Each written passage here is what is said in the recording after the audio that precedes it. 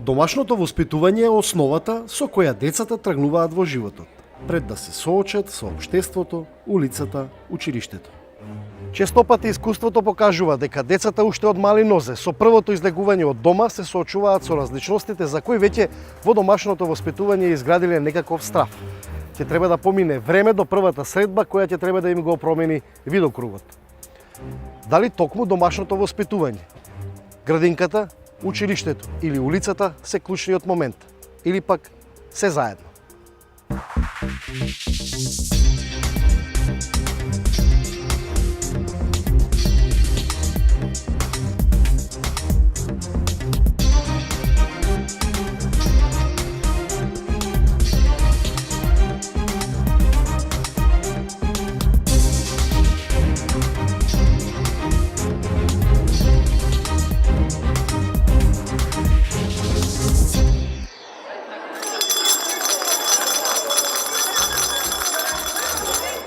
Некаде пред почетокот на новата учебна година прочитав за една иницијатива.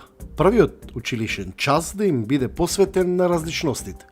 Тоа беше мојот лајт мотив да тргнам по оваа потрага. Различноста како вредност со која децата треба да се соочат од мали.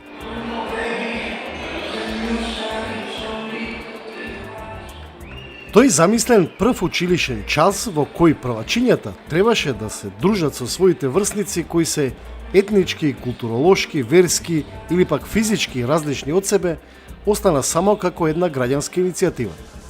Но мој предизвик беше да ја поттикнам нејзината реализација.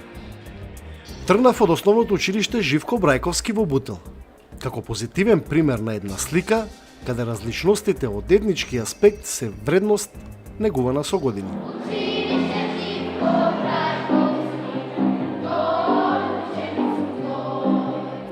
Родителите и албанци, и македонци, и бошњаци, и турци дојдоа заеднички да ги испратат своите деца во образовниот процес. Но јас посакав да слушнам како тие досега ги воспитувале своите деца кога станува збор за различностите. Дали ги учите вашите деца дека постојат различни од нив? Па со оглед на тоа во околината во која што живееме, средината, значи самото тоа придонесува дека постојат различности.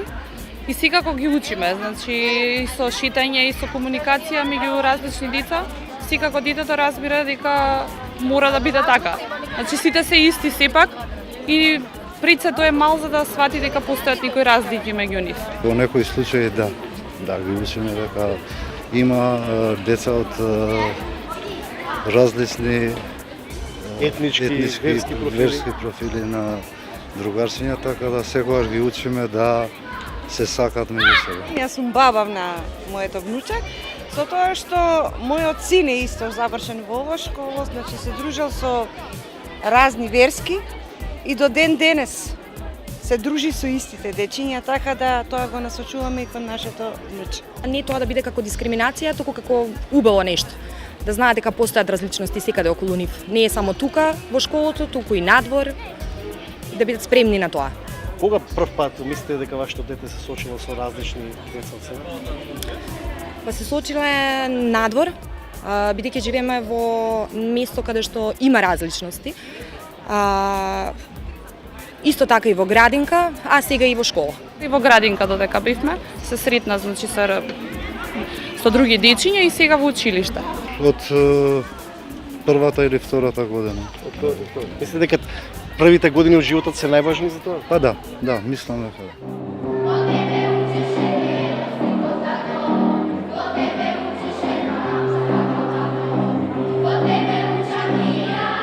Мојот впечаток беше дека во ова училиште лесно ќе се изградат идни пријателства меѓу овие различни дечиња. Но главната дилема се уште ми беше на релација семејство и училиште. Најмногу семејството има улога во тоа, меѓутоа и сите други околности секако допринесуваат. Ние секојдневно разговараме на таа тема, со тоа што не треба да се делат, они се деца, треба да се дружат пред се, да не навлагаат во тие верски, сепак се деца. Играњето надвор, фудбал, не познава етнички граници. И ние се трудиме околу ова прашање, значи да влијаеме, односно да ги учиме децата да се сакаат, без разлика на нивната верска и етничка припадност. А меѓутоа не е само и семејството, и околината е. Која е најважна институција според вас? Семејството, Па образованието мислам дека или може? почнува од семејството, се почнува од семејството. Да, се почнува од семејството, но не секое семејство посветува внимание на тоа кај своите деца да всади дух на почит кон различностите. Ако потфрли домашната средина, што може да надомести образовниот процес? Тоа е мојата следна дилема. Самото тоа што е двојазична школа, учениците учат во една смена, учениците одат заедно на дводневни, тродневни екскурзии, заедно во автобуси, значи многу се внимава на тоа, многу се одвојува време, многу се работи на тоа учениците да има соживот, толеранција. Заедно, освен тоа што имаме македонски и албански паралелки, меѓутоа има и во паралелките во кои што има различни националности.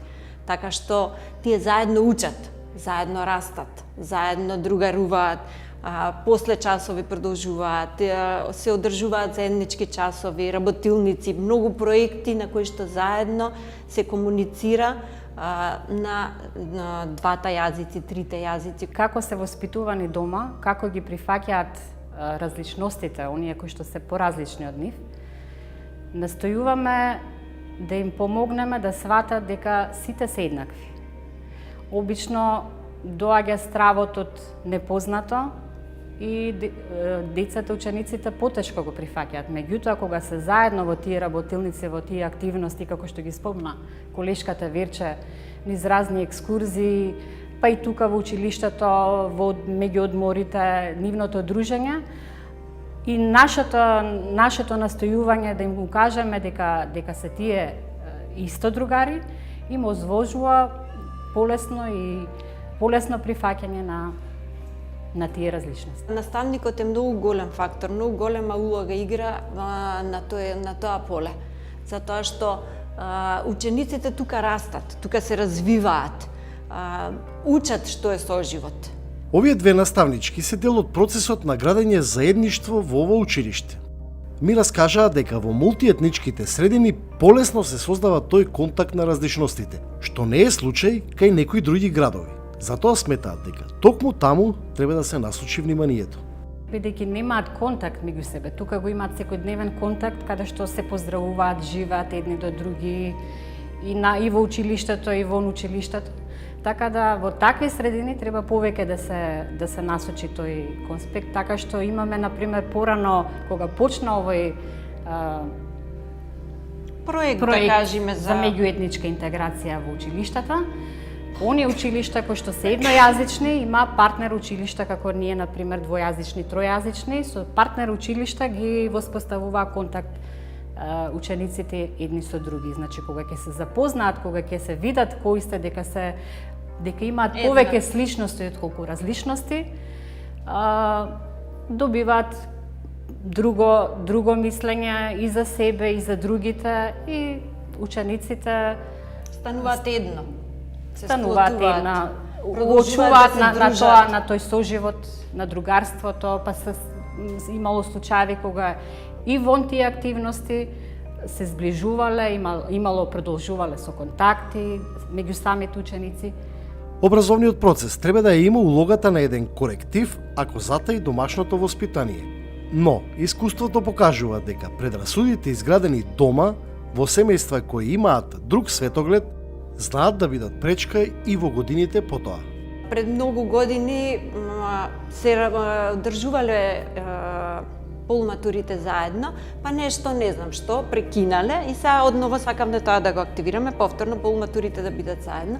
И тука ние му објаснуваме на учениците и не е проблем. Наставникот што ќе му каже на ученикот, меѓутоа после тоа одаат дома, некај сите, кај одреден број родители се враќаат другиот ден, вика ние не сакаме. Така што тој процес за нас е подолг, меѓутоа со зборување, објаснување, со родителски средби. Па ние токму сме педагози, наставници кои што кога затајува овој педагошки или едукативен процес од домашното воспитување, тогаш сме баш токму ние за тоа да кажам адекватни и настојуваме во секој поглед да ги едуцираме децата, па и на меѓуетничка интеграција. Процесот на соживот со учениците оди полесно отколку со родителите. Навистина реален и искрен заклучок.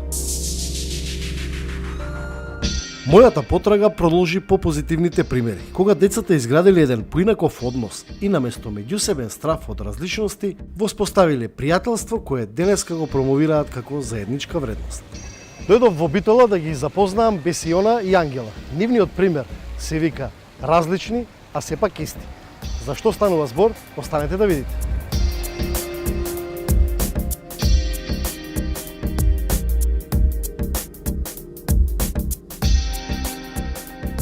Како се случи да станете другарки?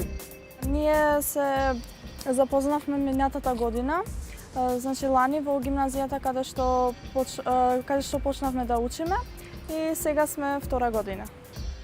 Фактички претходно не сте биле другарки, така? Не бевме втора. И како настана тоа пријателство?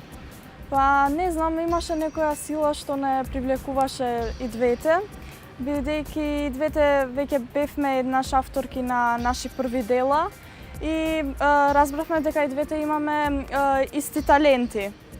И така решивме во секојдневието сите случаи што се случуваат и рековме да напишеме една заедничка книга, но да биде двојазична на македонски и на албански јазик. И како се случи да напишете книгата? Па поттикнати од турбуленциите што ги слушавме на телевизиите, од медиумите најчесто, сакавме да изградиме еден мост помеѓу нас македонците и албанците и да кажеме дека сите во светот сме исти, без разлика на боја на кожа, националност, вера и на тој мост да ги прикажеме мирот и љубовта спрема луѓето без разлика на се, да нема делење меѓу нас. Мислите дека изградивте мост? Па веќе го изградивме мостот, сега се надеваме дека сите ќе го следат мостот и дека реката ќе преминуваат. Зошто е двојазична книгата? Бидејќи јас сум албанка, а Ангела е македонка. И двете имаме различни националности и различни вери, но ние со оваа книга, со ова дело сакаме да покажеме дека и јазикот, значи националноста или пак верата, религијата не е воопшто пречка за творење. Дали имавте предрасуди за различностите претходно? Претходно не, пред да излезе ова наше дело и пред да се појавиме ние во медиумите за да го промовираме, да се каже ова дело. А после тие промовирања, излегувања по телевизија, јас лично добив низа коментари дека всушност вулгарност се искажуваше спрема мене, навредена бев, дека јас се дружам со другарка албанка. Како одговараше ти на тие критики? Па на тие критика... Како се справуваше со нив? Едноставно ќе им кажев дека јас си сум своја и дека јас ја градам мојата личност, дека не сакам некој да ми пречи во градењето на личноста што јас ќе израснам подоцна, но сепак некој не го сваќа, не ја сваќа мојата идеја што сакам да им кажам, па едноставно беа игнорирани. А имаше некој кој што те поддржува? Па сите мои другарки, ете и родителите наши. Тоа се важно. Дали родителите ваши се пријатели? Да, кога уште денот кога спомнавме дека кога кажавме нашата идеја дека ние сакаме да напишеме едно двојазично дело и да ги кажеме сушност разликите, но и сличностите во кои ние како луѓе сме изградени. Значи преку вас и родителите станаа пријатели, така е? Да.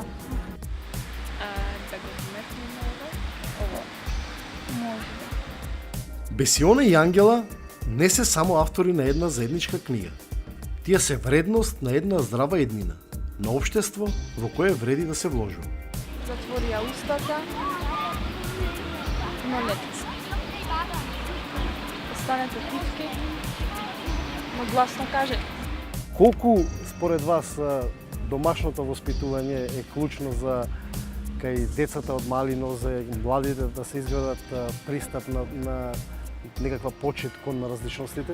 Да, значи домашното воспитување е многу важен дел во самиот развој на човекот, бидејќи родителите треба уште од мали нозе децата да ги научат дека треба и самите да гледат се позитивно, да бидат оптимисти.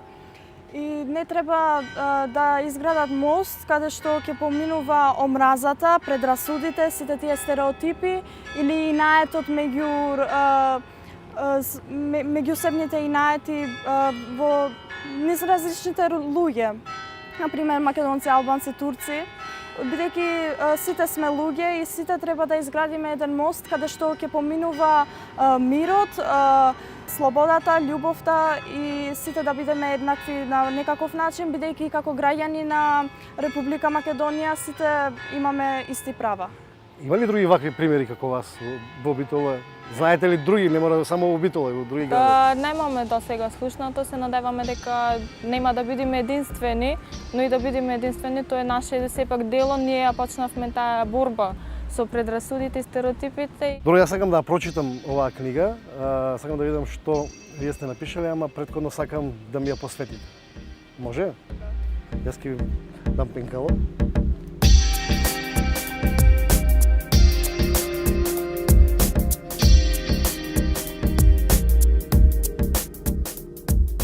Досегашната моја потрага ми откри дека родителскиот совет дома е клучен за создавање на првата слика. Потоа образованието е коректив, но во кој степен и каква успешност ќе има зависи од пристапот. Сега сакам да дознам за возраста на која детето ја оформува својата слика, како и за возраста до која може да го промени својот светоглед. Овде ми е потребен социолошки и педагошки пристап. Од раното детство стануваат свесни за различностите. Прво биолошките основи, потоа по старосни категории, потоа во однос на сродници, блиски роднини, семејство, значи кои се најблиски за семејството, и потоа врз основа на што велам самата социализација во рамките на семејството, па и групата на врсници, понатаму со кои што се дружи, се навикнува на различностите, односно почнува да ги разликува и општествените разлики. Па искрено не постои точно одредена возраст кога може да кажеме дека децата на некој начин се сензибилизираат за различностите, сватени нешироко, во неширока смисла на зборот. Меѓутоа, контекстот каде што тоа живее, амбиентот каде се развива, искуствата со кои што доаѓа во контакт, моделите на кои што е експонирано, дали доаѓаат од родителите, од сите оние кои што непосредно имаат контакт со детето, дали е тоа во семејството, дали е тоа во организирана форма, например градинката, или пак сите оние кои што посредно или непосредно може да имаат влијание врз децата, секако дека имаат импакт во, да кажам, развој на нивната свест, формирање на когнитивните концепти и сваќање на светот онака како што му е представен. Светот е многу повеќе од она што децата може да го восприемат преку сопствените сетила. Оние семејства кои што да речам се преокупирани со сопствената религија, сопствената конфесија, со сопствениот етникум, дури на ниво на етноцентризам, на ниво на егоцентризам од аспекти на сопствената култура, нели? Етноцентризмот знаеме, мојата е најдобра, не сме. Подценувајќи ги малце другите, а ако се расте во такво семејство, ќе имате доста предрасуди и стереотипи. На децата не мора да им се говори, доволно е тоа да го гледаат. Значи, моделите на кои што тие, повторно ќе речам, се експонирани во домот, првенствено ќе влијаат на кој начин тие ќе се однесуваат со другите, различни од нив.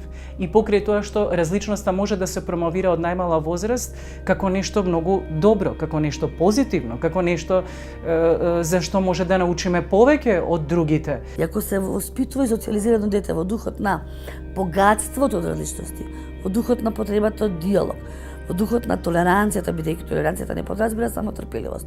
Толеранцијата подразбира слушување на ставот на другиот, на некој начин не превземање на тие ставови, напротив, него да го изслушаш, да го разбереш, да пробаш да водиш дебата.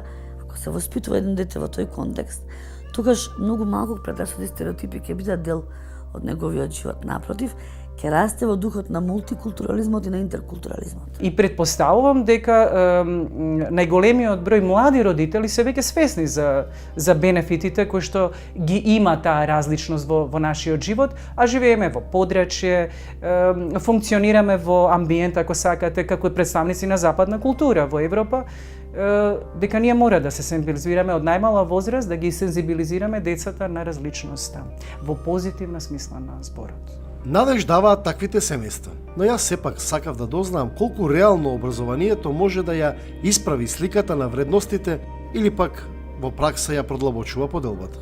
Мислам дека не се снаоѓа добро образовниот систем, за жал. Сегрегацијата почнува многу рано, значи тешко е да се биде оптимист, меѓутоа искрено се надевам дека младите наставници, сите оние кои што влегуваат во образовниот систем, треба да се свесни за значењето кое што тие го имаат во оформувањето на една личност. Колку е помало детето, можностите за влијание се поголеми. Значи, секој што работи во образование, апсолутно треба да е свесен за улогата и значењето кое што тој самиот ја има како личност во формирањето на детето. Особено во предучилишна и во рана училишна возраст. Токму затоа верувам дека сите овие активности, промена на наставни планови и програми, целно насочени, да кажеме, програми, несодржински, давање голема слобода на наставниците сами да одлучат во конкретниот амбиент, со конкретна група на деца, со конкретни потреби на тие деца, како ќе се снајдат. Значи, која стратегија тие ќе ја применат, како ќе ги реализираат конкретните цели. Бидејќи, знаете, програмата сама по себе и ништо не значи. Значи, тој модел на програма, еден ист наставник ја реализира различно. Дури и во едно исто училиште. Мора да се најде начин да се објасни дека различноста, или како што ние социолошки љубиме да кажеме тоа, другиот, поинаквиот, религиски, конфесионално, културно, треба да го прифатиме. А за тоа училиштата, велам, имаат исконска улога, но, за жал кај нас, велам, се случува нешто што мене ми е необјасниво. Имате училишта, например, Струја, ќе ја спомнам, како мултиетничка, мултикултурна. Никогаш немало конфликти такви. Во последно време, тие конфликти се разгорува и не се најде соодветен начин на интеграција. Различностите, напротив, се дезинтегрира. И вие тоа значи дека се враќате чекор 2 наназад. И сега учат во посебни смени, во посебни училишта, се во посебни кафетерии. Како вие ќе изградите мултиетничност, ќе развивате таа мултиетничност, мултиконфесионалност, како ќе му објасните на детето што нозе дека другиот е друг по низа сличности, но тој е сепак човек. И секој дете е дете, со исти желби, мотиви, потреби. Како ќе му објасните, ако тоа најрани нозе гледа дека постои дистинкција? Многу тешко тогаш може вие тие вредности, како што велам, што за суштински, кај него да ги развивате. Овие примери покажуваат дека пристапот во образованието не секогаш дава оптимизам. Ако ова алка потврди, следна е улицата, но што таму може да се научи? Знаете како, во образовниот систем учебникот повеќе не е единствениот извор на знаење.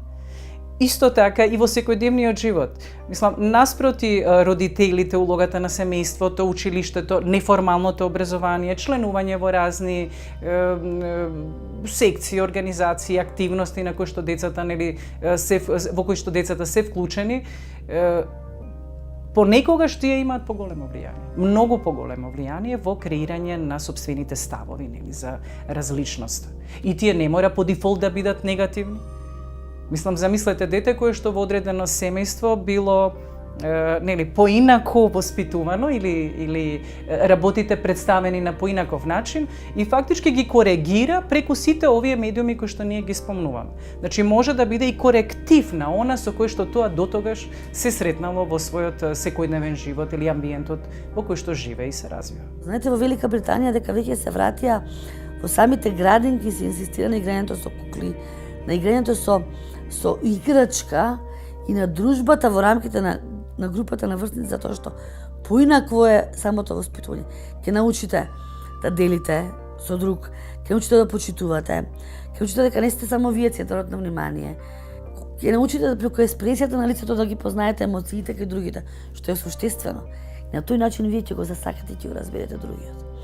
А ако сте затворени сами со себе, дете едно, со својот смартфон или со својот компјутер, на некој начин нема да може, јас велам, фацијалната експресија некојаш е доволна за да видите дали некој ви говори вистина или лаже.